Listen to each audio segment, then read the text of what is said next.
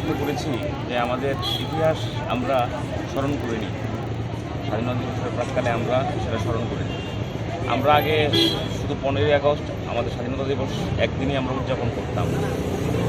তো এটা স্বাধীনতা আমরা পেয়েছি, কী মূল্যে আমরা স্বাধীনতা পেয়েছি, এবং এখন স্বাধীন হওয়ার পর ভারতবর্ষকে যারা ধরে রাখবে, আমাদের উত্তরসূরিরা আছে, তারা যদি সঠিক ইতিহাস না জানে, তারা যদি সঠিক তথ্য না জানে, তাহলে দেশের প্রতি যে ওনারশিপ, দেশাত্মবোধ, দেশের প্রতি মায়া মমতা, এটা কীভাবে থাকবে?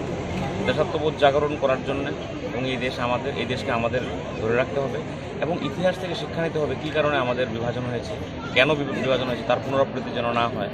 এই সমস্ত বিষয়গুলো আমাদের দেশের যশস্বী প্রধানমন্ত্রী নরেন্দ্র মোদীজি, আপনারা জানেন যে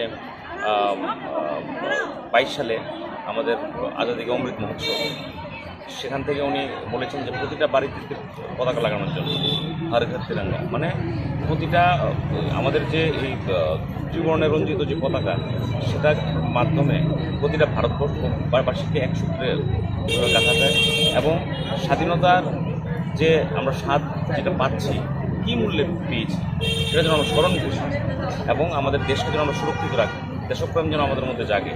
তার জন্যই এই কর্মসূচি আমরা দেখবেন এখন 9 তারিখ থেকে 17 তারিখ পর্যন্ত আমরা টানা স্বাধীনতা দিবস উদযাপন করব, আগে এবং পরে বিভিন্নভাবে, র্যালির মাধ্যমে, ইতিহাস জানার মাধ্যমে, আমাদের রঙ্গোলির মাধ্যমে, এবং পুরো ভারতবর্ষের প্রত্যেকটা মানুষ এই স্বাধীনতার সঙ্গে যুক্ত এবং মানে এই স্বাধীনতার উৎসবের সঙ্গে যুক্ত করা।